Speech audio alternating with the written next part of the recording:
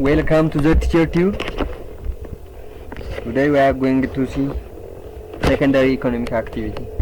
In the previous time we have seen a primary economic activity that have a direct link to their environment. From the previous topic we have seen agriculture, forestry, fishery and mining. Today we are going to see secondary economic activity. First and foremost, what is the definitions of secondary economic activity? Secondary economic activity pertains to adding a value to already existing product by changing their form via processing. ሰከንዳሪ ኢኮኖሚክ አክቲቪቲ የምንላቸው እንደናቸው ብለን ስናይ እነዚህ አክቲቪቲ ናቸው ኦልሬዲ ኤግዚስት ያደረጉ ወይም ከዚህ በፊት የነበሩ ፕሮዳክት አሉ እነዛ ላይ ቫልዩ አድ ማድረግ ነው። ለምሳሌ ፓክድ ያልነበሩ ከሆኑ ፓክድ ማድረግ፣ ፓካቸው ጠንካራ ያልነበረ ከሆነ ጠንካራ ማድረግ ወይም ፓካቸው ለሌላ ነገር ኤክስትራ ነገር እንዲጠቅም አድርጎ መስራት። እነዚህ ነገሮች ከኤግዚስቲንግ ፕሮዳክት ከዚህ በፊት ካሉ ፕሮዳክቶች ወይም ምርቶች ላይ የሆነ ቫልዩ መጨመር ምን ፕሮሰስ በመጨመር ይሄን ሰከንዳሪ ኢኮኖሚክ አክቲቪቲ ብለን ዲፋይን እናደርገዋለን ማለት ነው። It includes manufacturing, construction, power production. ለምሳሌ ምን ያጠቃልላል ሰከንዳሪ ኢኮኖሚክ አክቲቪቲ ብለን ስናይ አንደኛ ማኑፋክቸሪንግ እነዚህ ኢንዱስትሪዎች ውስጥ ማኑፋክቸሪንግ ምርት ማምረትን፣ ሁለተኛ ኮንስትራክሽን፣ ሶስተኛ ፓወር ፕሮዳክሽን ኃይል ማምረት። እነዚህ ነገሮች ምን ይይዛል ሰከንዳሪ ኢኮኖሚክ አክቲቪቲ ይይዛል ማለት ነው። ማኑፋክቸሪንግ uses machine, tool, labor, making things for use or sale። እነዚህን የምናመርታቸውን ነገሮች ከፕራይመሪ ኢኮኖሚክ እንዳየናቸው ሁሉ ማሽንን በመጠቀም የተለያዩ መሳሪያዎችን በመጠቀም ጉልበትን በመጠቀም ተመርተው ለምን ሊሆኑ ይችላሉ? ለራሳችን ለኮንሰምፕሽን ላይ ሊሆኑ ይችላሉ። ካለበለዚያ ደግሞ ለሼር ወይም ለኢኮኖሚክ ጌይን ልናረጋቸው እንችላለን ማለት ነው። Generally, the term may refers to a range of human activity. Secondary economic activity ብለን ስናስብ ቫሪ የሚያደርግበት ከምን የሰው እያንዳንዱ አክቲቪቲ ሲደመር ፎርምስ ሃንድክራፍት ቱ ዘ ዩዝ ኦፍ ሃይ ቴክኖሎጂ። ስለዚህ የሰው በእጃቸው የሚሰሩት እያንዳንዱ አክቲቪቲ ሲደመር እስከ ሃይ ቴክኖሎጂ ወይም ቴክኖሎጂን ከፍ ያለ ቴክኖሎጂን ተጠቅመን የምናመርታቸው ምርቶች ሁሉ ሰከንዳሪ ኢኮኖሚክ አክቲቪቲ ሊሆኑ ይችላሉ። ስለዚህ ሰከንዳሪ ኢኮኖሚክ አክቲቪቲ ምንድናቸው? ማኑፋክቸሪንግ፣ ኮንስትራክሽን እና ፓወር ፕሮዳክሽን ናቸው ማለት ነው። ኔክስት ተርሸሪ ኢኮኖሚክ አክቲቪቲ የሚለውን እናያለን። What are tertiary economic activity? From their definition, tertiary economic activity are helpful for development of primary and secondary sector. tertiary economic activity የምንላቸው ለፕራይመሪ ሴክተሮች እና ለሰከንዳሪ ሴክተሮች ማድረግ helpful ነው፣ ምክንያቱም ጠቃሚ ናቸው ተብሎ ይታሰባል። This activity by themselves do not produce goods. እነዚህ tertiary economic activity የምንላቸው በራሳቸው የሚያመርቱት ሸቀጥ የለም ወይም ጉድ የለም ማለት ነው። but they are an aid or a supporter for production process። ምክንያቱም እነዚህ ሰፖርተር ወይም ረጂዎች ናቸው እንጂ ኖርማሊ ራሳቸው ፕሮዲዩስ የሚያደርጉት ፕሮዳክት ወይም ታንጀብል የሆነ የሚጨበጥ የሚዳሰስ ነገር የለውም። so they are also known as a supporter service ይባላሉ ወይም እነዚህ ደጋፊ ሰርቪሶች ብለን እንጠራቸዋለን ማለት ነው። ማለት tertiary economic activities ለምን እንደዛ ተባሉ እናያቸዋለን። ትራንስፖርት፣ ኮሚኒኬሽን፣ ትሬድ፣ ቱሪዝም፣ ሄልዝ፣ ኤጁኬሽን፣ administration are important examples of tertiary economic activity። አሁን እነዚህ ትራንስፖርትን፣ ኮሚኒኬሽን ወይም እነዚህ ከህዝብ ግንኙነት ጋር ያለ ንግድ፣ ቱሪዝም ወይም ጉብኝት የምንለውን፣ ሄልዝ፣ ኤጁኬሽን፣ አድሚኒስትሬቲቭ are important examples of tertiary economic activity ናቸው። ለምሳሌ ትራንስፖርቴሽን የምንለው ምንድነው የሚለውን ኢንዲቪጁዋሊ ስንል ትራንስፖርቴሽን is a movement of people or goods from one location to another location።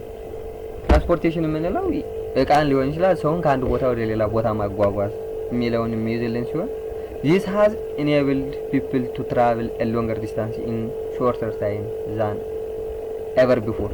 ከዚህ በፊት ታይቶ በማይታወቅ ቴክኖሎጂ ስለረዳው ህዝቡ ከዚህ በፊት ታይቶ በማይታወቅ ፍጥነት እና ሰዓት የሰው ልጆች ከአንድ ዓለም ወደ ሌላ ዓለም ከአንድ አህጉር ወደ ሌላ አህጉር ከአንድ ሀገር ወደ ሌላ ሀገር እና ከአንድ ክፍለ ሀገር ወደ ሌላ ክፍለ ሀገር የሚጓጓዙበት ሰፊ እድል ተመቻችቷል። በምን በትራንስፖርቴሽን ተርሻሪ ሰርቪስ ተርሻሪ ኢኮኖሚክ አክቲቪቲ ነው ማለት ነው። In addition, the flow of ideas, beliefs, innovation has become a faster and wider። ከትራንስፖርቴሽን ጋር ተያይዞ አይዲያዎች እምነቶችና ኢኖቬሽኖች ጭምር በጣም ፋስተር ሆነዋል ወይ በእጅጉ እያደጉ መጥተዋል ማለት ነው።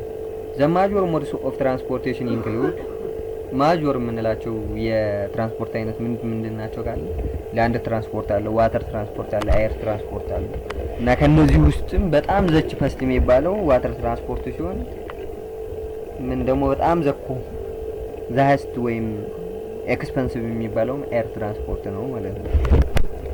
ሌላው ኮሚኒኬሽን ነው። ኮሚኒኬሽን ኢዝ a sharing of information between different individuals። በተለያዩ ሁለት ኢንዲቪጁዋሎች ወይም ከዛ በላይ በሆኑ ሰዎች የሚደረግ የኢንፎርሜሽን ኤክስቼንጅ ወይም ሼሪንግ ያን ምን እንለዋለን? ኮሚኒኬሽን እንለዋለን ማለት ነው። it includes a sharing of ideas አይዲያ ሀሳብ ሊሆን ይችላል፣ ኮንሰፕት ስለ አንድ ነገር ያለን ምልከታ ሊሆን ይችላል፣ ኢማጂኔሽን ስለ አንድ ነገር ያለን እሳቤ ምንድነው የሚለው ሊሆን ይችላል፣ ቢሄቪየር ባህሪያትን ሊሆን ይችላል፣ ሪቲንግ ኮንተንት የተጻፈ ነገር ሊሆን ይችላል። እነዚህ ነገሮች አጠቃለ ኤክስቼንጅ ኦፍ አይዲያ or sharing of ideas concepts imaginations behaviors and written contents ከሆነ ኮሚኒኬሽን እንለዋለን። ግን ከአንድ ኢንዲቪጁዋል ከሁለት ኢንዲቪጁዋል መብለጥ መኖር መቻል አለበት፣ ከሁለትና ከዛ በላይ መሆን መቻል አለበት። ለነገሩ ኢንትራፐርሰናል ኮሚኒኬሽን የሚባል ከራስ ጋር ያለ ተግባቦትም አለ። ኖርማሊ ስለ ወደፊት እናያቸዋለን። ኢንትራፐርሰናል ኮሚኒኬሽን የሚባሉም አሉ። the major channels of communication include ማጆር ቻናሎቹ ወይም ዋና እንትሎቹ ምንድናቸው ብለን ካየን አንደኛ ኢሜል ምንለው፣ ሁለተኛ ቴሌፎን አለ፣ ራዲዮ፣ ቴሌቪዥን፣ ፋክስ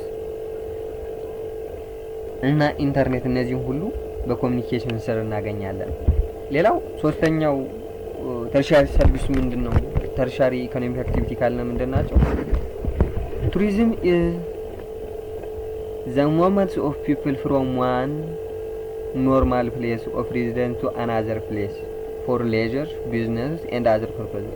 ቱሪዝም የምንለው አንድ ሰው ከኖርማል ሬዚደንስ ወይም ከኖርማል የሚኖርበት ቦታ ተነስቶ ወደ ሌላ አካባቢ ሲሄድ ያንን ለምን ሊሆን ይችላል? ለመዝናናት ሊሆን ይችላል፣ ለስራ ሊሆን ይችላል፣ ለተለያዩ ፐርፖዞች ሲሄድ ያንን ቱሪዝም እንለዋለን። ምክንያቱም በዛ አካባቢ የሆነ አዲስ ነገር አይቶ ይመጣል። ቱሪዝም is a source of both job opportunity and income። የስራ እድል ፈጠራም ነው፣ ከዛ ሲደመር ደግሞ ኢንካም ያስገኛል ወይም ገቢ ያስገኛል።